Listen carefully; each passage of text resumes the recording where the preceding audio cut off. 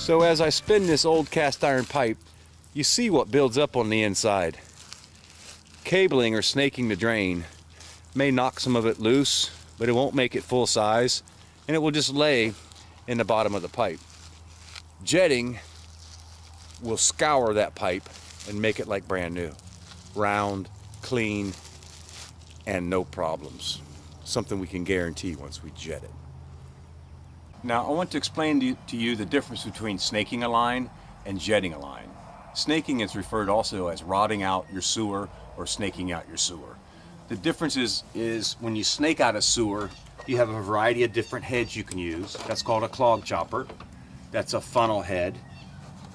This would be a corkscrew head. Then we have cutter heads, different sizes. And we also have a smaller clog chopper head. And we have the spade head. And for different types of stoppages, we'll use different heads. Now what these do, they will just drill through your stoppage and leave all the sediment, scale, rust, grease laying back in the line with no way to flush it out. Your line would be clear, but your line would not be clean.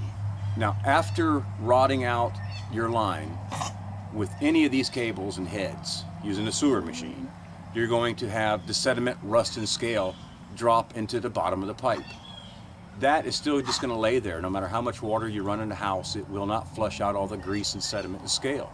The only way to remove all that is to jet it out. So the difference with snaking is that you will clear the stoppage, but you won't clean the pipe. So we're going to teach you the difference between cleaning and clearing. We're going to show you with the sewer machine how we clear the stoppage, but not clean the pipe. At Wimpy's Dependable Plumbing, when we come to your home, we're going to take every ounce of care to protect your home, so we leave it cleaner than we found it. First, we start by protecting our shoes from dirt and debris that would go into your house. We wear our booties. We call them romper stompers. You just slip in, keeps all the dirt inside the boot, keeps your house clean. First, we have the washing machine room. And the washing machine, we undo the drain hose and we put a blow-up ball in to prevent any water backing up. If you have a laundry tub, we put the strainer in and then we seal it with cellophane wrap. And in the bathroom, what we do, we'll close the drain on the bathroom sink. We'll put a test ball, blow-up ball in the toilet, and then we close the tub drain and also tape off the overflow, because residual dirt and water could come up with the jetting process, so we want to keep your house clean. And in the kitchen, come this way. This homeowner has a bar sink, so again we stopped up the drain and put the cellophane wrap over it. Kitchen sink, same thing, cellophane wrap to protect your home. Let's go in the other bathroom and we'll see how we did that, because we'll be jetting a 2-bathroom house today. This bathroom's been already prepped. We closed the drain on the lavatory. We put the blow-up ball in the toilet, and we also closed the tub drain and taped off the tub overflow. So now we are ready to jet. We'll go outside and just take that section of pipe out and start our process. What we have here, we've dug out to expose the pipe so we can cut it off, cut out a section of pipe so we can run our jetter line, the hose up there to pull out all the rust and sediment. If we have another lateral coming in, we have to cut that too. So we're going to remove this section of pipe, let all the rust, scale, and sediment fall into our what we call sippy hole, and then put it back together after the jet. We've now got the sewer lines taken apart so we can gain access to the inside of the house. We're going to start by running our camera head up the line to get a visual inspection of how these pipes are looking. So we're going to start by going into the line, push record on our camera. As you can see right here at the beginning, there's ledging and corrosion buildup. As we start to push in, you can see up at the top of the pipe, there's a lot of corrosion and sediment built up. As you can see on the bottom, there's a trough that's holding water. That has been previously cabled before and just made a small channel for the waste to flow through. On the right is a lateral. That goes to the master bath toilet. We're going to continue to push up line. And as you can see, we're starting to be underwater. This line is holding water, which it shouldn't. And you can see all this scale and corrosion and ledging. So we push in, we're still holding water. You can see at the top of the screen, there's more corrosion still built up. So we push it in. Line stop holding water a little bit. You can still see a distinct trough on the bottom with ledging and corrosion on each side. This pipe should really be 4 inches. Right now it's probably sitting at about 2 3/4 to 3 inches with stalactites and stalagmites hanging down. We're about 15 feet in. We're going to pull back now and run our sewer machine up there to show you what the sewer machine does. We now have our 2 sewer machine heads, one smaller, one bigger. We always try and use the biggest head possible that will fit inside the pipe to do the best cleaning job we possibly can. So what we're going to do is we're going to hold them up and see which one's going to fit best. Starting with the small one, there's still some room to play. So we'll move up to the little bit bigger one. Oh, fits just right, slightly hangs a little bit. We'll see if we can't push this up line and start to clear the stoppage.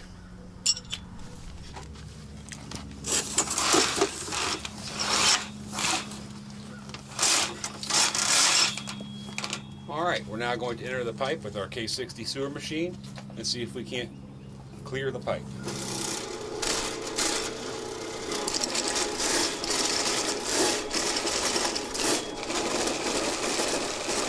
As you can see right there, it's starting to get tough. It doesn't want to naturally go up line. It's hanging on that cast iron corrosion. No matter how hard I push, it won't go any farther. So we're going to stop right now, pull back, and switch to a smaller head because this head will not penetrate up the line.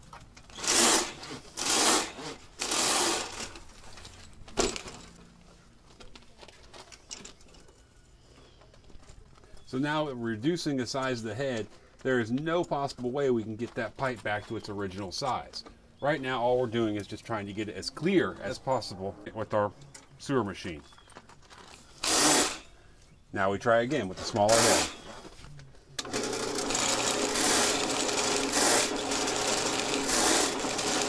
As you can see, this one's going much easier, which is only one step down, but it's a huge difference in the size of the fitting.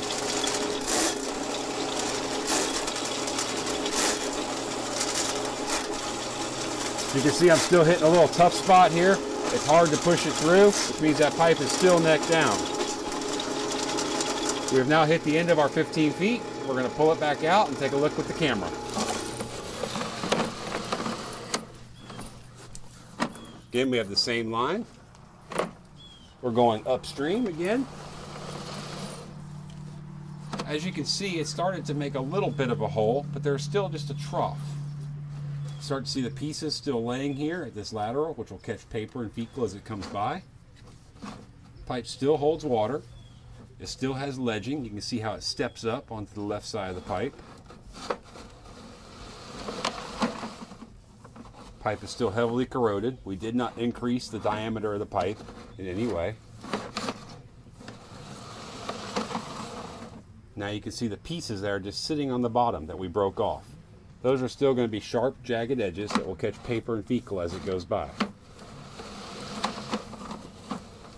We're now getting about to the approximate 15-foot mark, which we cabled into.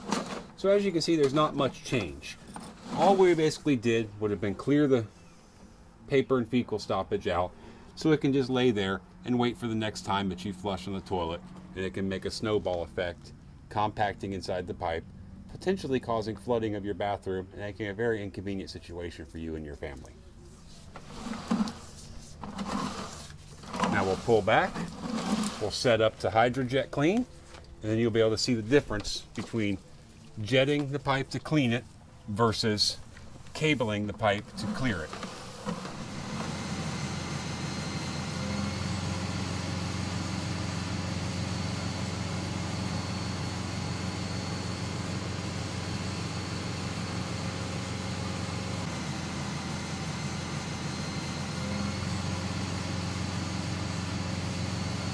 We're now going to go up line jetting with our warthog head. What this head does, as it pressurizes with water, it spins independently, so we get a full 360-degree clean of the pipe. This will not only pull off the corrosion, it will chop roots, it will cut grease, and it will pull it all out. What makes this jetter special is we can dial it up to use up to 18 gallons a minute of water to flow out of the pipe. This ensures that all the pieces that we're taking out of the pipe end up outside the house, no longer in the system. So that makes it way more effective than cabling the line. As we go up, we're going to start pulling it back and forth to break off that corrosion and pull it outside. I'll be doing that using my remote. This remote is a feature that Wimpy's has because it makes it safer to jet inside your house. It allows me, in case I lose contact with my operator at the machine, to dial up and down the pressure, to feed the hose in and out, and to throttle up or down my machine. And in case, by some strange chance, we encounter a problem, it allows me to immediately kill the power to the machine so that we can be proactive about taking care of your plumbing. So we're going to go ahead and put this inside the machine. Put it in about 3 feet. We're going to turn our water on.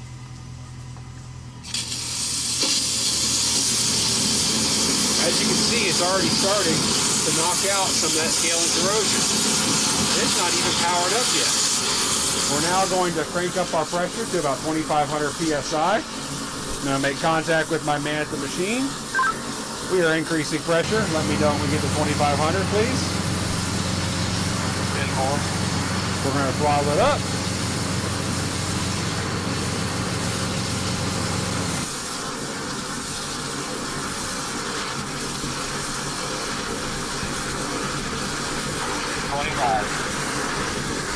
$25, 10-4. We're now going to allow this machine to work itself in. It wants to pull itself completely in. Hold steady at 25.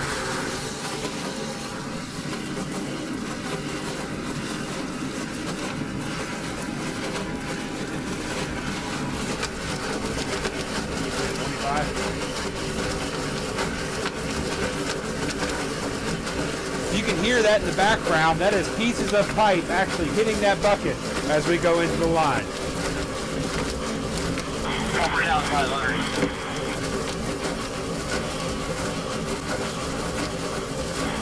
You're at 29. Very good. We're going to continue to go in line a little bit here. And as we work it, we're going to pull it in and out. Right there. I'm going to go inside and around. We've now cleaned that 15 feet of pipe. We're going to go take a look inside with the camera again and see what we've done. We've now just jetted the inside of this line, and we're going to go back up line and take a peek at what it looks like now. As you can see, just initially, the interior of the pipe where we first started is now almost back to its full original diameter. As we push in, we look on the camera, all of that ledging is gone. There's no more stalactites sitting up on the edge by that lateral. The pipe is still holding a little bit of water. We may need to touch that up a bit. Sometimes, though, there's not much we can do if the pipe was improperly installed with not the right amount of fall back 10, 15, 20, 30, even 50 years ago. As we keep looking in here, the pipe is a lot more round. There's no more ledging. It's much smoother.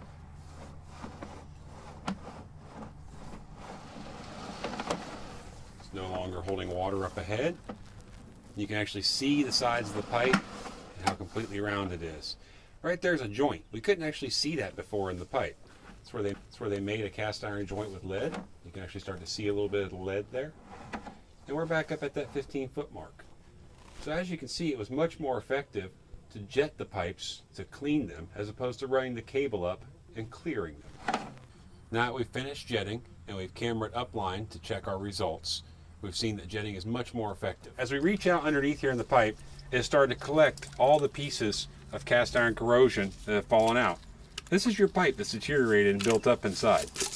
As you can see, just a small sampling here as I keep digging of all the sediment that we just keep pulling out of this hole. This is what came out of your pipes. Even a penny. How'd that get down there? You never know what's inside your pipes. There's some things you just have to admit to your plumber, that you're flushing money down the drain every time you cable your lines instead of jetting them. But there's a lot here, probably every bit of, maybe 3 pounds. As you can see on the ground here, this was your pipe. This is what was causing your stoppages, catching your paper, your fecal. And when we cabled it, none of this came out. That's why jetting is much more effective.